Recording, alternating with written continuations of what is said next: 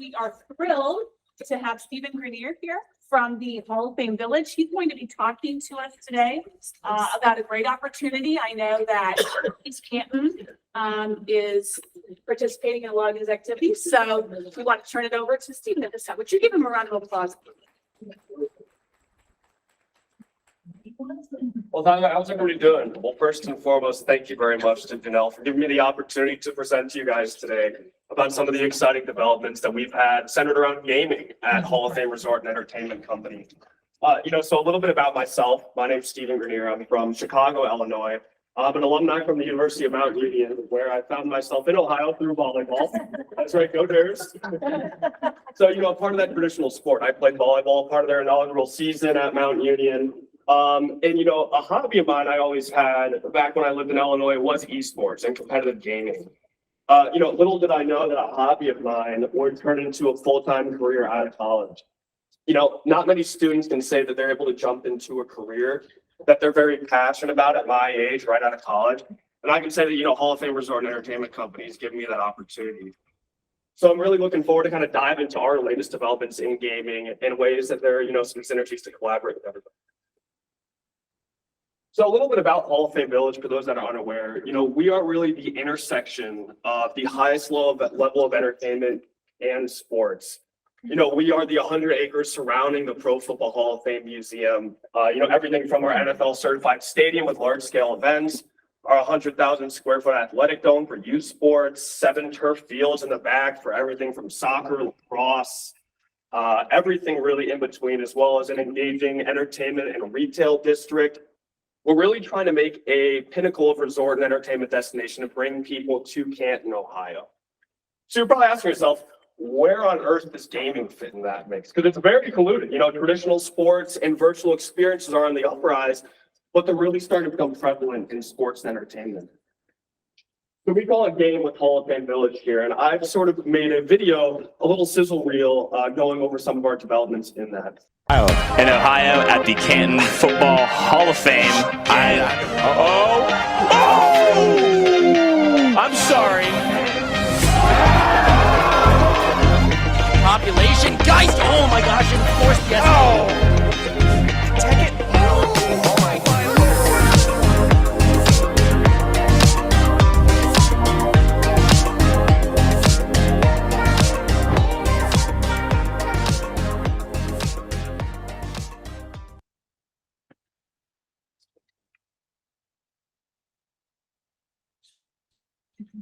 You're probably asking yourself, what did I just watch? And I don't blame you.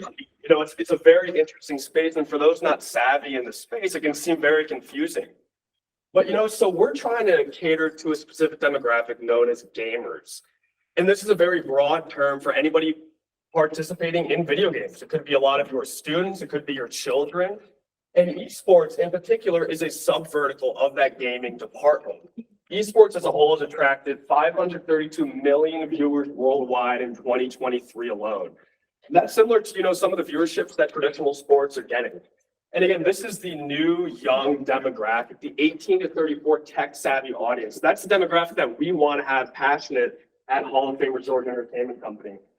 And at the end of the day, what we're really seeing is that these virtual experiences are really reshaping forms of sports entertainment. We see Disney as an example, investing over $1.8 billion into a game called Fortnite to actually attract that demographic to their brands. And the great thing about gaming is that, it's not centered to just on-site activations like our traditional sports, where it actually is within the virtual world too. So we have on-site and online activations that really connect with these fans. And of course, I'll hit on it again, is this is a very passionate demographic. A lot of these gamers might not have been involved in traditional sports, but this is their passion, and giving them an opportunity to actually excel in that sort of vertical is something we're dedicated to doing at Hall of Fame Village. Now, when we talk about gamers, this is that market. So that's anybody playing any sort of video game, whether it's on your phone, whether it's on your computer, whether it's on a console. 2.32 billion currently worldwide. As we've sort of seen from 2017, that's a 5.9% increase year over year. It's a huge audience worldwide, and we wanted to capitalize on that. So now, what even is esports? Is that's, it shouldn't be treated any differently than our traditional sports. NCAA, volleyball, men's volleyball, lacrosse, football. We've sort of divvied up here into 4 different tiers: grassroots, scholastic, collegiate, and professional. Grassroots is, of course, one of the very important ones, as that's really the ground in which esports was formed. And these are amateur, community-driven tournaments that anybody can host. I've seen tournaments pop up at various restaurants, in ballrooms at hotels, and it's ran by the community to actually get people into the competitive scene, to gauge their interest out of their passions. And of course, this is used for a platform for emerging talent, to see who's good and whatnot. It's all community-driven, which is a very important element of esports. Now what we've seen at the high school and scholastic level is that they've started to tap into esports. Esports Ohio and the OHSAA has really started to nurture that scene and implement programs to various districts. And this can be seen as school-based extracurricular activities. It's used to promote teamwork and critical thinking. One of the most important components too is those competitions against other schools. We're not any different than traditional sports. It gives these students an opportunity to compete for their school in the virtual environment. Now we jump into collegiate, and this one is really emerging, especially in Ohio over the past 4 years. And these are university level teams and clubs that these students are also given scholarships to go play video games in college. I mean, that is just ridiculous. If I were to hear that, 5 or 6 years ago, I thought you're going crazy, but that's a real thing now. Akron University, as an example, has a huge esports program there with 12 different varsity teams and seven different centers on campus dedicated to practice and play. But an important part of these collegiate grounds is it's also used as a recruitment for pros. Little do people know that there's actually opportunities to get contracts and signs to play professional video gaming. And the collegiate space is really working to get there. But also job opportunities in the collegiate space. I'm walking living proof of this, that I actually work in video games and I get to say that I'm passionate about it. And not many parents and or teachers know that this is even an opportunity. And now we look at, the North Star that we shoot for at Hall of Fame Village is that's the professional leagues. That is top tier competitive leagues, 15,000 plus people just going to watch these people play, filling stadiums around the world. And these are broadcast on large streaming platforms with significant prize pools, hundreds of thousands of dollars for these teams that compete. So very significant. Now we jump into how are we integrating these sort of markets at Hall of Fame Village. Our vision at Hall of Fame Village when it relates to gaming is to provide exceptional experiences and foster connections among fans and enthusiasts in a variety of innovative ways, both virtually and in person. We view Hall of Fame Village as, that intersection and that bridging the gap between traditional sports and what we stand for and virtual experiences. So we want to really leverage our unique assets. And again, our strategy, we want to craft signature events under the Hall of Fame Village brand in the eSport domain, leveraging our assets, supporting local colleges, and fostering scholastic esports development. And the North Star, again, drawing professional leagues to Hall of Fame Village. And where we are today, we've successfully hosted 3 branded events, one-day events in our NFL certified stadium. We actually project the gameplay footage on our massive Jumbotron. So, when it gets dark out, you'll see people on 77 kind of slow down and be like, either 1, somebody's getting fired, or 2, I don't know what's going on. So it's very successful for us. And these one-day events have gotten over 200 people, not just in Ohio. We've had, a family fly in from California. We had a father and son come on Father's Day to our gaming event, not to even play, just because his son was passionate about it. And that means that we're doing the right thing. And our next unique event and an elevation of those, as we view those 3 events as case studies. Like, can we even attract this market? Is there even substance there? And, as some people say, why aren't we even involved in this market? July 6th and 7th will be our next iteration of that event. Where from one-day event, we're moving to 2 days, essentially combining our last 3 events together to bring people overnight, stay on our assets on campus and our dining experiences, and really add that traditional sport feel to it. But now we jump onto the collegiate space. As those other 3 events are more grassroots in getting people involved. We'll be hosting the Great Lakes Esport Conference Championship Series, April 12th, and 13th at Hall of Fame Village. And that's a bona fide college league. So these students are traveling 24 member schools from their respective districts to Hall of Fame Village. So, we have people in Ohio, Illinois, Michigan, Indiana, all coming to our NFL certified stadium to compete for their school. in esports. Now, one thing I really want to touch on, and which is most important here, is the scholastic landscape and the collegiate landscape. As you know, a lot of your students are passionate about esports and they love the game, and they have to realize that there is substance there to actually excel, not only job-wise, but actual opportunities in college too. Scholastic programs, as we've touched on with Ohio Esports and OHSAA, are on the rise in Ohio. You know, our neighbor McKinley High School has an esport program. We're very close with their director. But, you know, a notable void exists, as in, you know, these students don't have any sort of facility dedicated to practice, play, and learning around esports. As in, they are sort of reusing these already used classrooms and throwing game systems in there, and, you know, more looks like play. There's nothing established. And, you know, there seems to be a little bit of a lack or not encouraging the cross-disciplinary skills by incorporating science, technology, and engineering into these programs. And now we look at the college landscape. In Ohio, is really emerging as a powerhouse within the state. Akron Esports is all sort of hit on again here. Their Rocket League, which is another game within the title, qualified to actually go play overseas at a tournament, which was new. No team in the States has ever qualified for an overseas tournament. But those students get to travel overseas to go play video games in a professional tournament. And these universities are investing in these brick and mortar facilities for esport practice and competition. So these students not only have a hub to engage with their teammates, but also practice, play, do homework, and learn in these facilities. But one thing that these college platforms are missing is a feeder program. Much like traditional sports, and when I played volleyball, I was recruited at a big club tournament at McCormick Center in Chicago. Esports doesn't have that. How would I be, recruiting players by them sending me their, online videos? There's none of that in-person connection for these colleges to actually bring people to their school through esports. So where do we view this as an opportunity? So on our 100-acre campus at Hall of Fame Village, we have plenty of tenant spots. And as we get more involved in gaming, we've thrown around the idea of working to develop an on-site gaming center for students, community members, which allows us to really have on-site activations year-round. This would be a state-of-the-art hub designed to nurture talent and facilitate skill development through esports. And, we would leverage the schools that aren't at the scholastic level, that aren't able to invest in these on-site facilities, to welcome them to our establishment. Everything Hall of Fame Village stands for, from excellence and professional sports, it is a perfect backdrop to really bridge the gap between those two worlds. We want to also make sure we provide a comprehensive platform where students can explore, learn, and demonstrate their gaming abilities in a supportive environment. Esports is a little different, where it's viewed differently than traditional sports. And it's important to have that supportive environment by teammates and coaches that get the space and want their students to succeed. We want to make sure we offer programs that enable students to engage with college representatives and discover potential career paths within the gaming industry.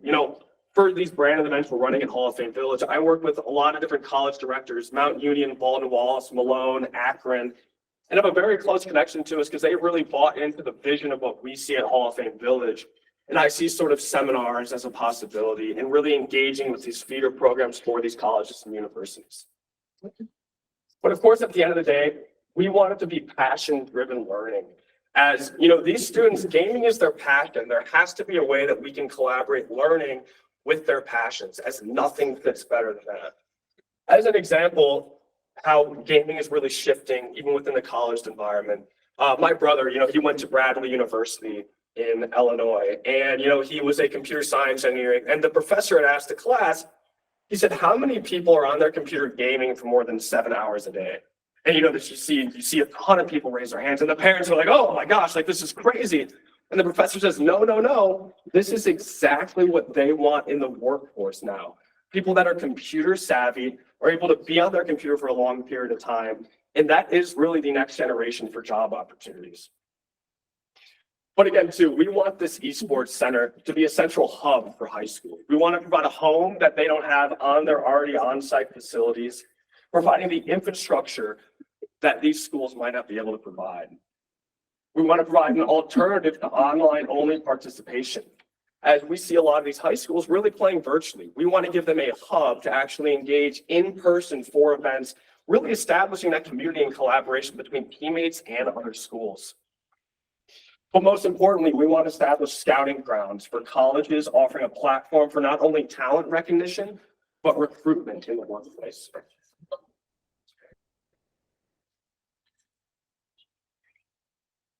So if you guys have any questions, I know that was a little bit of a deep dive and it's a little bit of a confusing concept, but I would love to know if you have any questions, any sort of interest, involvement, if your districts are involved in esports already, if you see a passion for it from your students.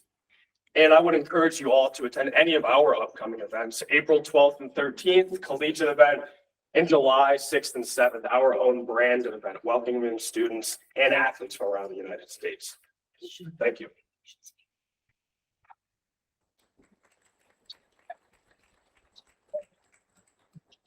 Do we have any districts that have students participating in esports back in their district alliance? Do you have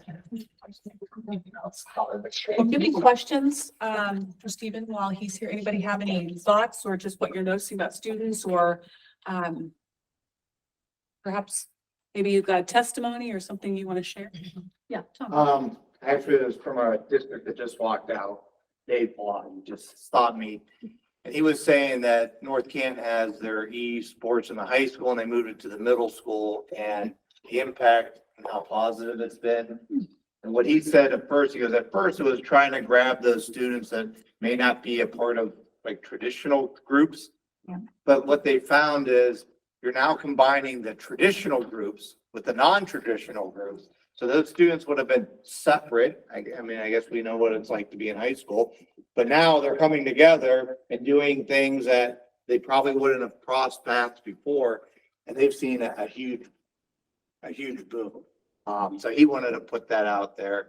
And I know, Christy, I don't want to throw you out there, but I know when I met with your teacher at East Canton, if I'm not mistaken, the English teacher, right? Yeah. I mean, the number, I think there was more kids playing esports at Ausenberg than actually attend there. I was like, when he told me the number, I was just dumbfounded, like, Yeah. so I just. It's been hugely successful for us, and just like Tom was saying, we actually initially started esports to hit those kids that are not in anything else, and to try to get every kid included in something. And surprising to us, I mean, those kids were involved, but then it reached far more groups than just those students. And it's been really, really positive, the interaction between kids. And we've actually started in elementary, we have it in middle school, and we have it in high school. And it's just been something very positive for us. That's great. Thank you. You know, I would hit on too, you know, for a lot of those students, it's their first time wearing a jersey, you know. As you know, I had, you know, was lucky enough to play, you know, volleyball in college and throughout my life, but for a lot of those kids, it is their first time wearing a jersey and being a part of a club and or a team in high school, college, and middle school. So that's that spot. Sean is not here, but I think he's on the call. It's real easy to not understand esports and to think like it's just video games, right? But he went to a tournament and he was blown away by the amount of teamwork and collective effort that it took on the part of those students, as they did have to work together. We think of video gaming as such a solo thing, and that's just not what it is anymore. So it is a big mind shift for a lot of us. And you're right. And I like to say too, you know, seeing is kind of believing, you know, it's a very interesting space. And right now it can be seen as to, you know, some parents and teachers as, you know, like, oh, wait, a little bit truthfully. I mean, I don't blame them. But seeing is sort of believing. When you're in an environment, when everything's running at full steam, it really starts to, you know, not stand out from traditional sports, just in the virtual environment. I think the thing that stood out to me, just like listening to different testimonials, is just that idea of how are students becoming more engaged and connected throughout your districts. And I love that you're, you know, doing things like schools, different groups of students are connected again, wouldn't connect in the past. We all want students to be feeling like they are a part of the district. So Tom, thank you for sharing, you know, and kind of prompting Christy to share a little bit more about the work that's going on there. Steven, thank you so much for your time. And if you guys have questions or information for them, your contact information, yep, is on the slide. So feel free to reach out to Steven or contact me and I'll be glad to put you in connection. So thanks again, Steven. Appreciate Thank it. you. Thank you.